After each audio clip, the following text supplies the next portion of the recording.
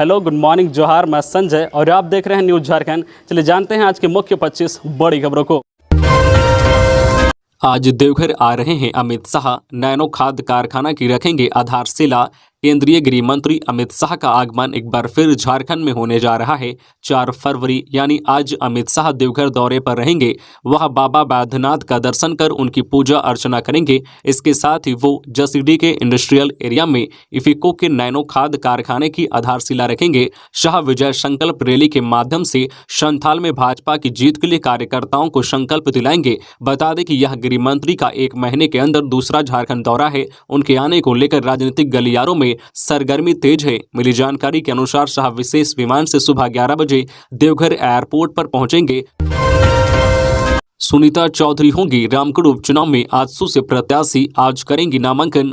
आजसू ने रामगढ़ उपचुनाव के लिए प्रत्याशी का ऐलान कर दिया है। सुनीता चौधरी को आजसू ने प्रत्याशी घोषित किया है। सुनीता आज नामांकन करेंगी। इस बात की जानकारी आजसू के प्रवक्ता देवशरण भगत ने दी है। बता दें कि 31 जनवरी से उपचुनाव के लिए नामांकन शुरू हो गई है। नामांकन की प्रक्रिया 7 फरवरी तक चलेगी।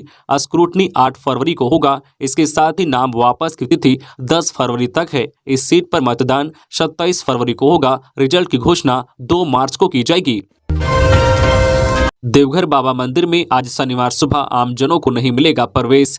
केंद्रीय गृह मंत्री अमित शाह के देवघर आगमन के मद्देनजर आज 4 फरवरी को देवघर बाबा मंदिर में सुबह 8 बजे से श्रद्धालुओं का प्रवेश वर्जित रहेगा। इस बाबत डीसी मंजुनाथ भजंत्री ने बताया है कि केंद्रीय गृह मंत्री बाबा बैद्यनाथ मंदिर में पूजा अर्चना करेंगे। इसको देखते हुए सुरक्षा के दृष्टिकोण से सुबह 8 बजे से आम श्रद्धालुओं के लिए बाबा मंदिर परिसर में प्रवेश वर्जित रहेगा। उन्होंने बताया है कि केंद्रीय गृह मंत्री की पूजा अर्चना कार्यक्रम के पश्चात आम श्रद्धालुओं के लिए पुनः सामान्य रूप से मंदिर प्रवेश आरंभ हो जाएगा। डीसी ने बताया है कि इस दौरान श्रद्धालु मानसरोवर के निकट नेहरू पार्क प्रवेश द्वार से होकर क्यू कॉम्प्लेक्स में दर्शन पूजन के लिए प्रतीक्षा कर सकते हैं। यहाँ श्रद्धालुओं के लिए पेयजल, शौचालय व अन्य मूलभूत सुविधाओं की व्यवस्था की गई है।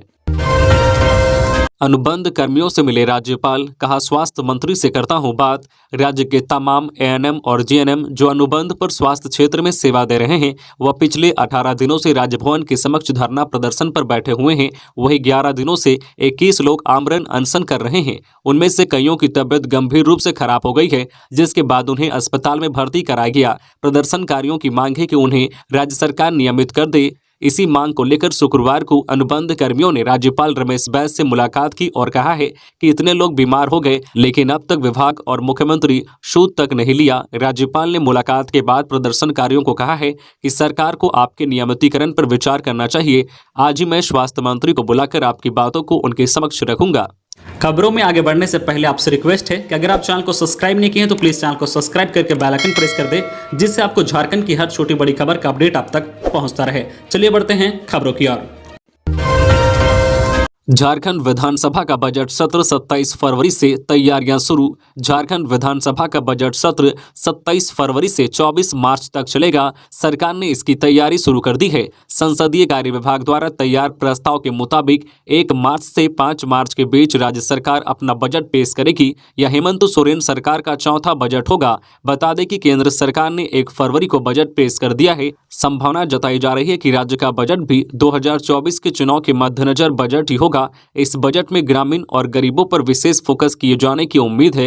विभिन्न विभागों द्वारा अपने अपने विभाग के अनुदान मांगों को तैयार कर लिया गया है। अब इसे अंतिम रूप दिया जा रहा है। इसके पूर्व हेमंत सरकार ने बजट को लेकर चर्चा और परिचर्चा का भी आयोजन करेगी। सरकार ने दावा किया है कि बजट झारखंड के गाँव, गरीब और किसानों को देखते हुए पेश किया जाए।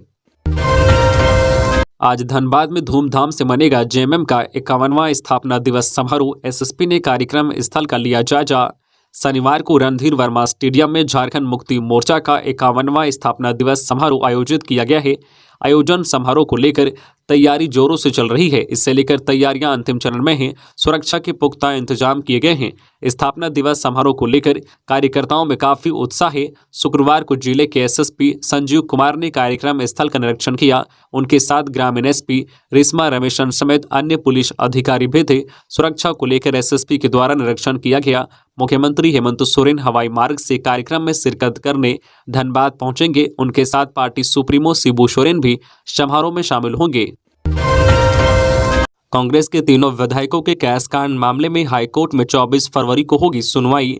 कांग्रेस से निलंबित 3 विधायक इरफान अंसारी, राजेश कच्छप और नमन विकसल कोंगाड़ी की ओर से रांची में किए गए 0 एफआईआर को कोलकाता ट्रांसफर के खिलाफ दाखिल याचिका पर सुनवाई हुई। मामले की सुनवाई झारखंड हाईकोर्ट के न्यायमूर्ति एस चंद्रशेखर की कोर्ट में हुई। बता दें कि तीनों विधायक 46 लाख के साथ कोलकाता में पकड़े गए थे। याचिकाकर्ता की ओर से सुप्रीम कोर्ट के वरीय अधिवक्ता रंजीत कुमार ने पैरवी की। कोर्ट ने राज्य सरकार को मामले में शपथ पत्र दाखिल करने का निर्देश दिया। कोर्ट ने बंगाल पुलिस द्वारा मामले की जांच करने लेकिन चार्जशीट दाखिल नहीं करने के अंतरिम आदेश को 24 फरवरी तक बरकरार रखा है। अगली सुनवाई 24 फरवरी को होगी। फिर बढ़े अमूल दूध के दाम। बजट पेश होने के 2 दिन बाद ही गुजरात डेयरी कोऑपरेटिव अमूल ने दूध की कीमत बढ़ा दी है। दूध के दाम में 3 रुपये प्रति लीटर तक की बढ़ोतरी की गई है। बढ़ी हुई कीमतें 3 फरवरी यानी शुक्रवार से ही लागू हो गई है। इससे पहले अक्टूबर 2022 में अमूल ने दूध की कीमत में 2 रुपये प्रति लीटर तक की बढ़ोतरी की थी। बयान के मुताबिक इस संशोधन के बाद अमूल गोल्ड की कीमत 66 रुपये प्रति लीटर, अमूल ताज़ा की कीमत 54 रुपये प्रति लीटर, अमूल गाय का दूध 56 रुपये प्रति लीटर और अमूल भैंस के दूध की कीमत अब 70 रुपये प्रति लीटर होगी। कंपनी ने अपने एक बयान में जानकारी दी है कि अमूल दूध की कीमत उत्पादन और लागत में बढ़ोतरी के कारण हुआ है। कंपनी ने बताया है कि पिछले साल की तुलना में इस साल चारे की कीमत में 20% की बढ़ोतरी हुई है। झारखंड में सर्द हवाओं ने जाती ठंड को रोका। 3 दिनों में मिल सकती है सर्दी से राहत। ठंड से लोग को थोड़ी राहत मिल ही रही थी कि फिर अचानक ही मौसम ने करवट ले लिया है। फिर सर्द हवाएं चलने लगी है। राज्य के कई हिस्सों में न्यूनतम तापमान नीचे आ गया है। पिछले 24 घंटे के दौरान न्यूनतम तापमान 3 से 6 डिग्री तक की गिरावट हुई है। फिलहाल पूरे सप्ताह की बात करें तो मौसम पूर्वानुमान के अनुसार आसमान मुख्यतः साफ रहेगा और मौसम शुष्क रहेगा। अगले 2 दिन बाद धीरे धीरे न्यूनतम तापमान 2 से 3 डिग्री सेल्सियस की वृद्धि हो सकती है। पिछले 24 घंटे में राज्य का मौसम शुष्क रहा। सबसे अधिक उच्चतम तापमान 30.8 डिग्री सेल्सियस चाईबासा का, जबकि सबसे न्यूनतम तापमान 5.4 डिग्री सेल्सियस सिमडेगा का दर्ज किया गया है। हालांकि अब कोहरा और धुंध से राहत मिलने लगा है। वैज्ञानिक अभिषेक आनंद ने बताया है कि अगले 2 से 3 दिनों में ठंड से राहत मिलेगी। स्वास्थ्य सेवा हुई बदहाल। कर्मियों की हड़ताल समाप्त कराए सरकार, बंद हो तुर्की। झारखंड के 8000 से अधिक अनुबंधित चिकित्सा कर्मियों की अनिश्चितकालीन हड़ताल और आमरण अनशन के कारण पूरे प्रदेश में स्वास्थ्य सेवा बदहाल हो चुकी है। विशेष रूप से ग्रामीण क्षेत्रों के प्राथमिक स्वास्थ्य केंद्रों के साथ ही रेफरल अस्पताल और सदर अस्पतालों में भी ANM, GNM, lab technician, X-ray technician, pharmacist तथा अन्य पदों पर कार्यरत अनुबंधित स्वास्थ्य कर्मियों की हड़ताल से ग्रामीण परेशान हैं, क्योंकि उनके सामने स्वास्थ्य सेवा के सीमित विकल्प मौजूद हैं। ये बातें झारखंड सरकार की समन्वय समिति के सदस्य एवं झारखंड प्रदेश कांग्रेस कमेटी के कार्यकारी अध्यक्ष बंधु तुर्की ने कही। उन्होंने मुख्यमंत्री और स्वास्थ्य मंत्री बन्ना गुप्ता से अनुरोध किया है कि वे इस हड़ताल और आमरण अनशन की समाप्ति के लिए तुरंत पहल करें। संबंधित कर्मचारी संघों को वार्ता के लिए बुलाएं। हाईकोर्ट का नया भवन 15 मार्च के बाद होगा हैंड ओवर। झारखंड हाईकोर्ट का नया भवन 15 मार्च तक तैयार हो जाएगा। इसके बाद इसे हाईकोर्ट को हैंड ओवर कर दिया जाएगा। शुक्रवार को सरकार की ओर से यह मौखिक जानकारी हाईकोर्ट को दी गई। अदालत को बताया गया है कि नए भवन में सोलर पैनल लगाने के लिए भवन निर्माण विभाग ने 14 करोड़ की प्रशासनिक स्वीकृति प्रदान की है।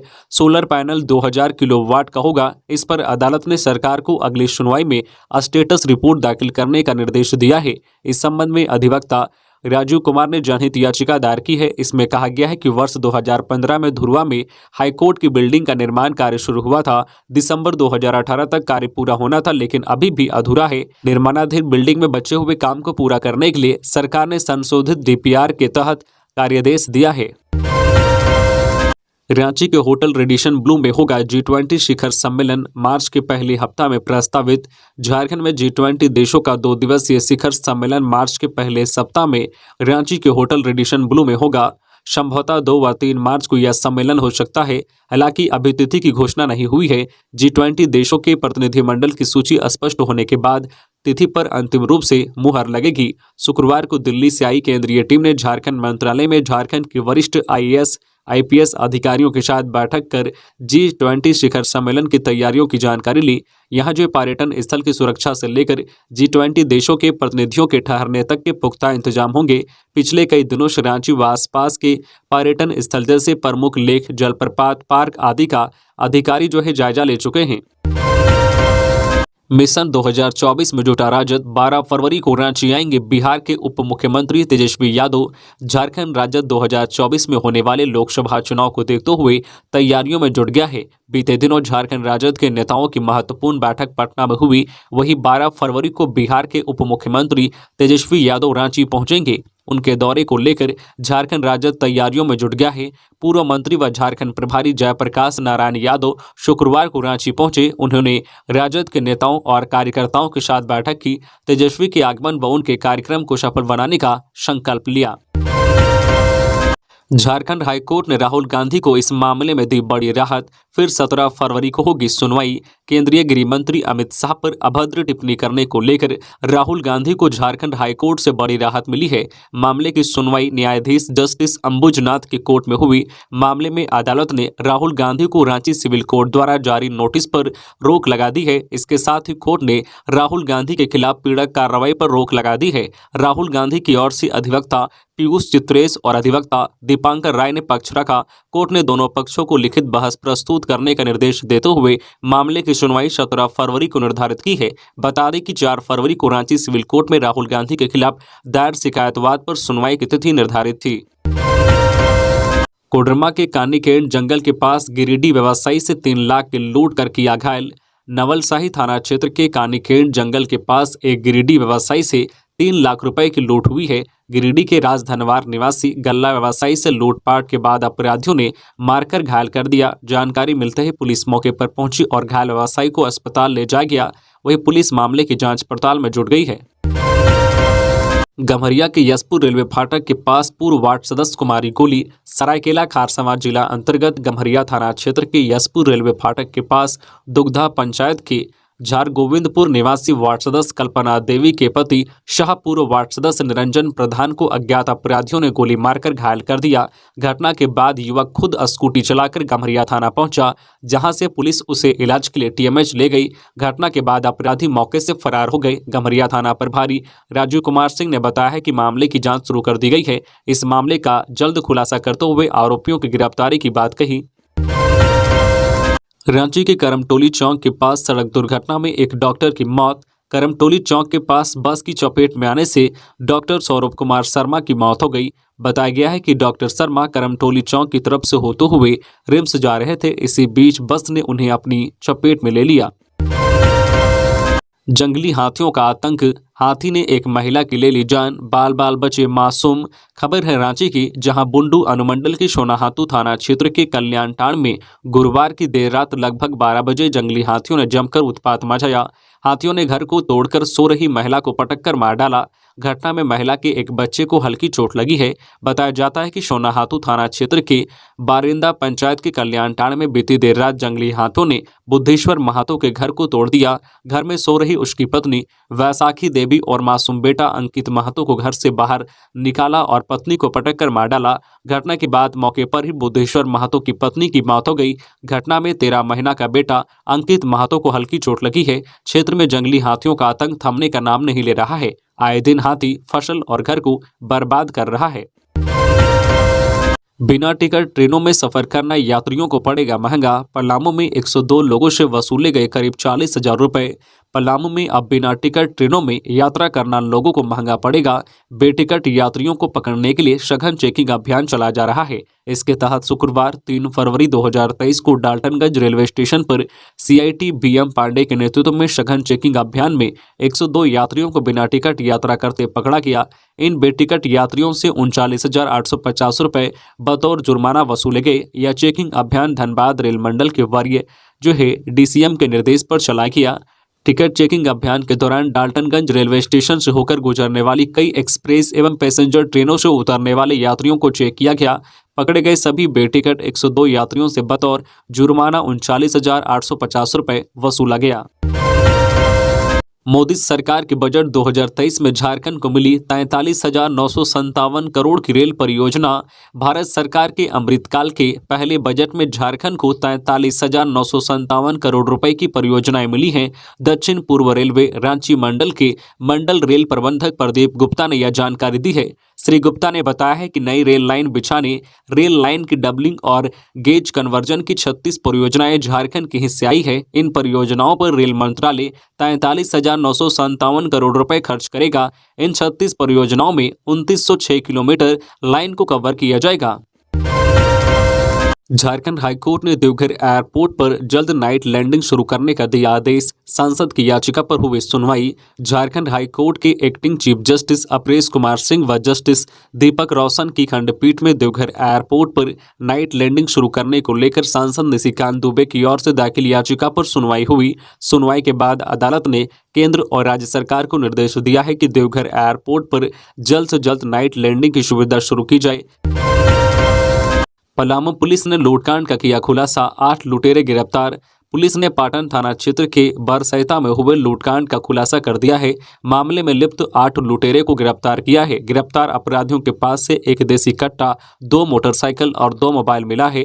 पलामू एसपी चंदन सिन्हा ने बताया है कि 17 जनवरी को अपराधियों ने हथियार दिखाकर 2 मोबाइल और पैसा लूट लिया था। मामले में पाटन थाना में 18 जनवरी को कांड संख्या 6/2023 धारा 392 दर्ज किया गया था। लूटकांड की गंभीरता को देखते हुए पुलिस टीम गठित की गई थी। मिले क्लू और टेक्निकल सेल की मदद से पुलिस ने 8 अपराधियों को धर दबोचा।